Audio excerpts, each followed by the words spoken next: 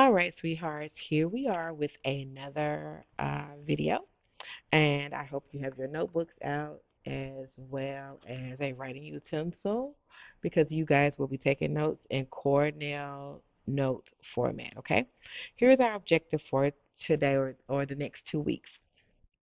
You all will be able to identify the point of view and author's purpose in order to analyze how it shapes the content and style of diverse texts.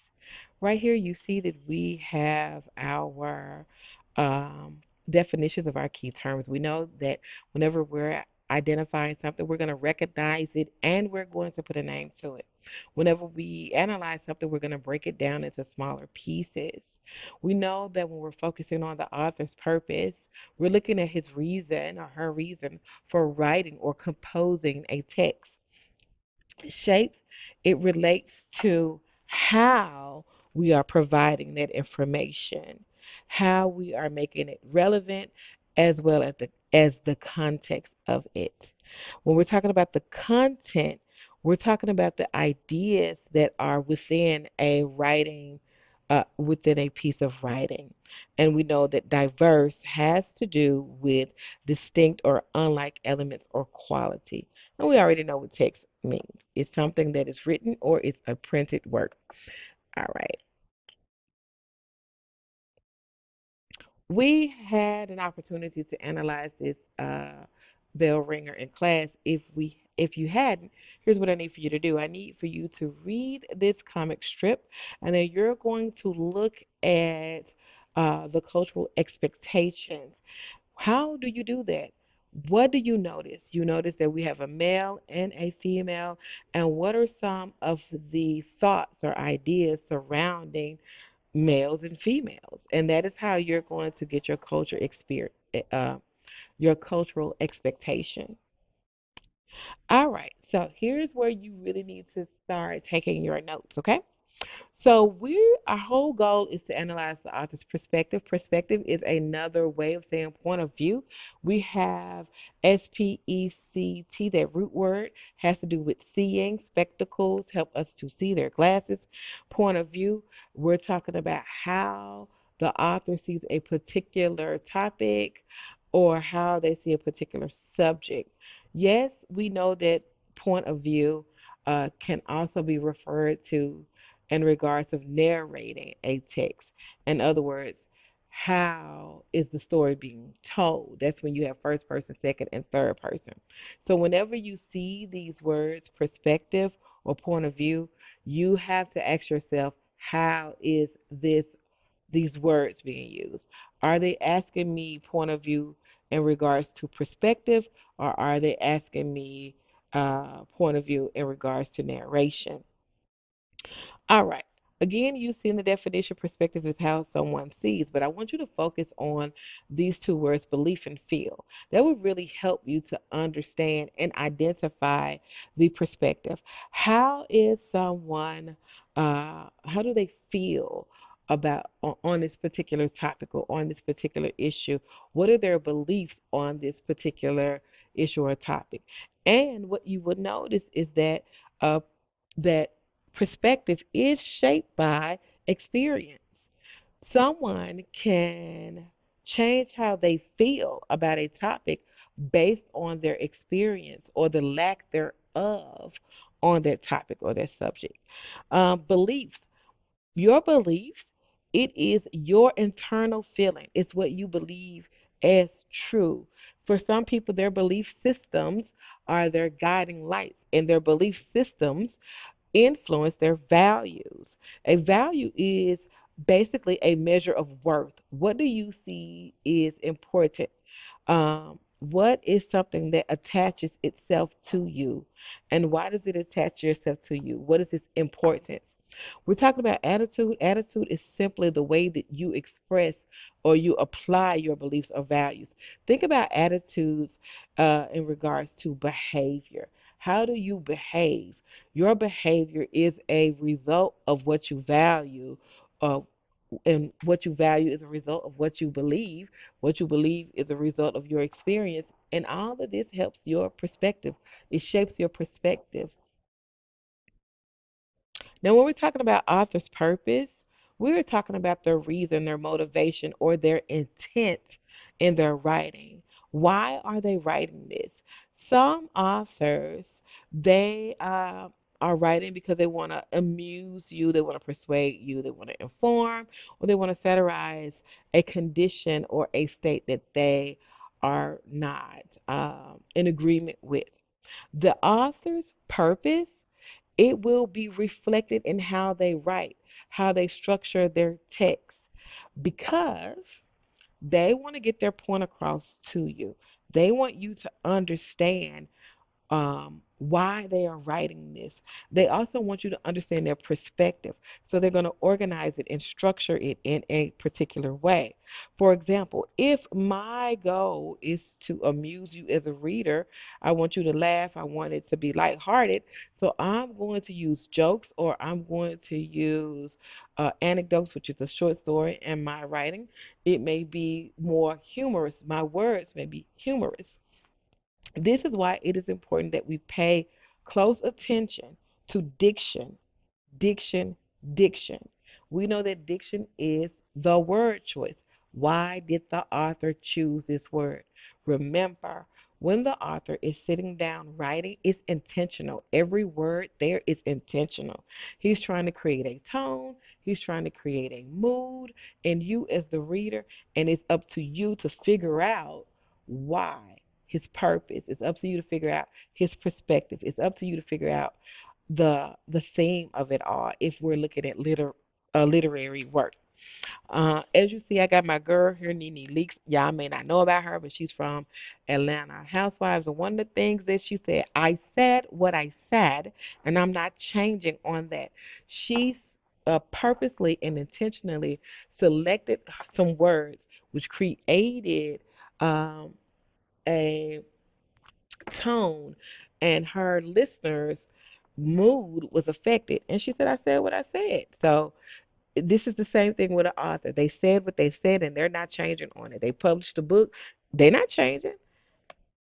So let's talk about author's purpose,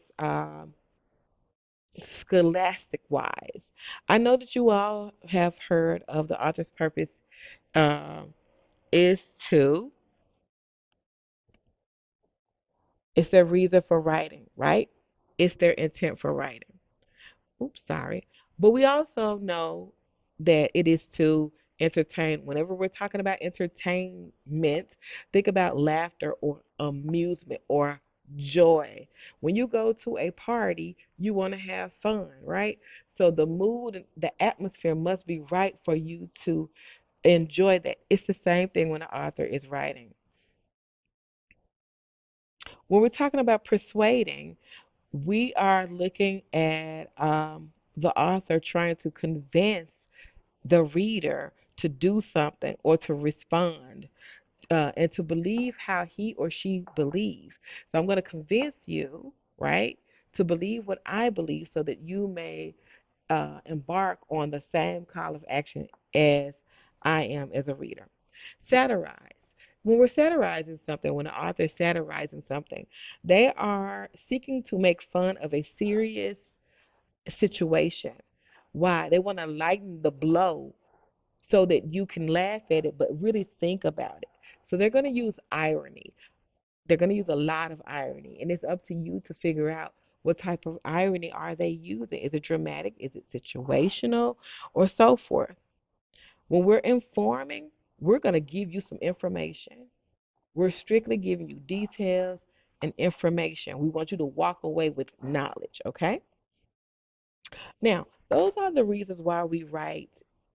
Those are the reasons why authors write scholastic wise, or let me rephrase that.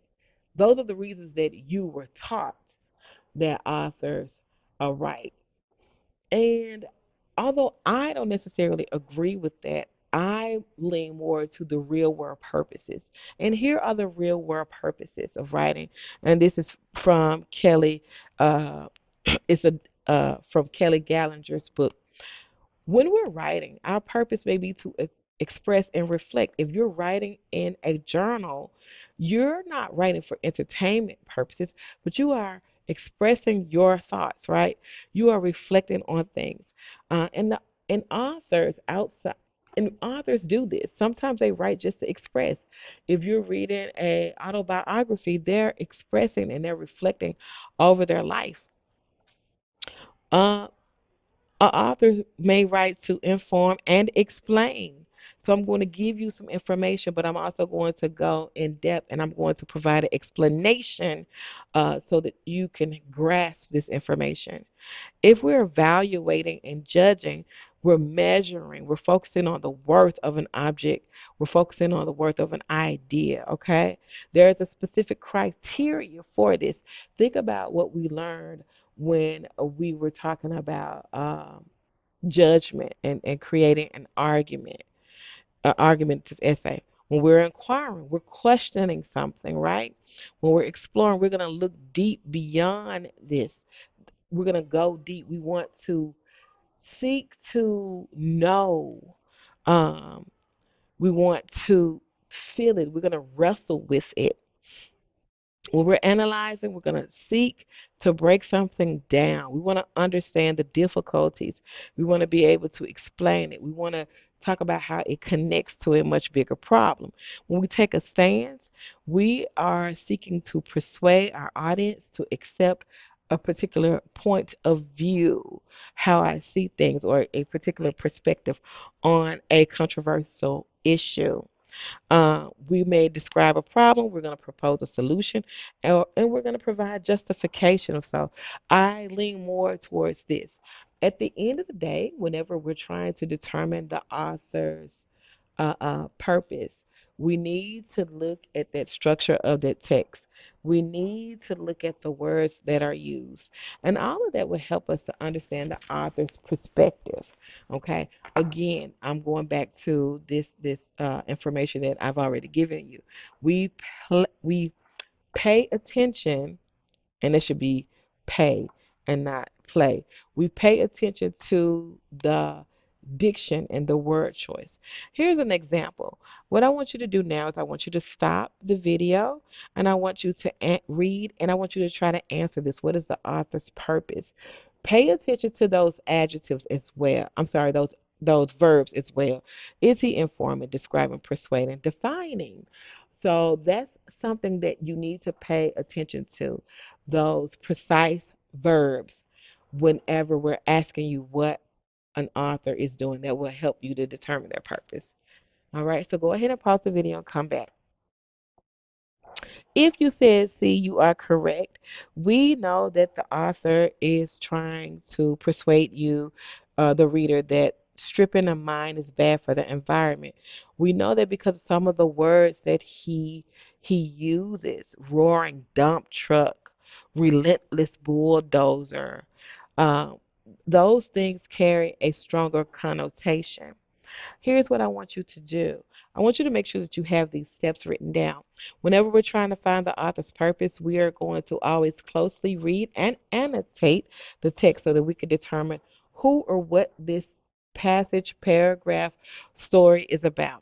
After we do that, we're going to try to determine the author's main reason, the purpose for writing on this particular topic. To do that, we are going to look at their diction and we're going to look at the tone. We're going to look at the connotations of those words. We're going to look at the denotations of those words. After we've done that, we should be able to determine how the author's perspective influenced their purpose, ultimately helping us to really understand why they they wrote the way that they wrote and how they see that particular topic. Okay? So I want you again to pause the video and I want you to try to answer this question, okay? I want you to look at the word choices and see what the word choices say about the plants and the animals in this particular area. When you're ready, come on back and check your answer. All right, sweethearts, you had an opportunity to check your answer. And we see that the author's word choices, the diction, emphasizes about the plant is that they are abundant and there is a variety. How do we know? How do we know?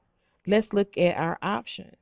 So you're going to pause the video and you're going to answer the next question. What two phrases, though, that means I need two phrases from the paragraph, best supports your choice? And part A, that was your first question. Once you're ready, come on back. All right, so we see A and D. The plants and the trees grew thickly on both sides. So that again, that lets us know that there were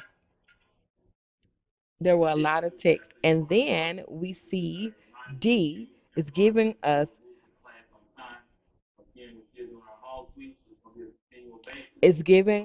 an amount, a large amount. Okay. All right. So here's what I want you to think about is the relevance of it all. Okay. This is why it's important. This is real world reason. You live in a global world, so you need to be able to communicate, um, to understand the cultural influences and how they impact not only your thinking but how others think in the world. One day you will probably work with someone from a different country, and you need to be able to collaborate with them. You need to be able to understand their perspective. All right, sweethearts, I hope you enjoyed this video and make sure that you are ready for school, for class. All right, bye.